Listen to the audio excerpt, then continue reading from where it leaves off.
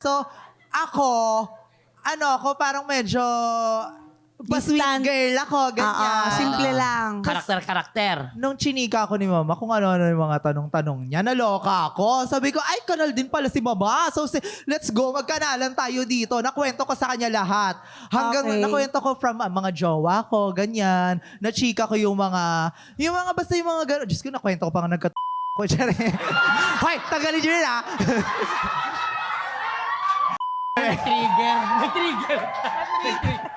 Nag-trigger. Meron din pala, no? Sensya na.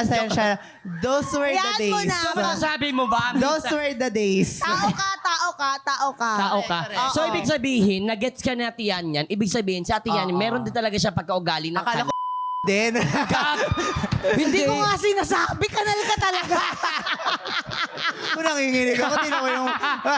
Hindi, ibig sabihin, kaya ako sabi, kasi si Ate Yan yan, sobrang malove talaga siya sa tao, lalo pag gusto kanya. Ninaramdaman niya siguro talaga yung Natotoo siya. pagka-authentic Oo, ni Sasa. genuine yung Totoo tao si na to. mama yan. Talagang yun ang masasabi ko talaga.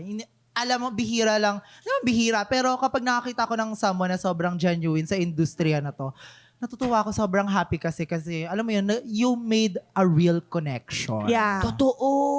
Totoo yun. Diba?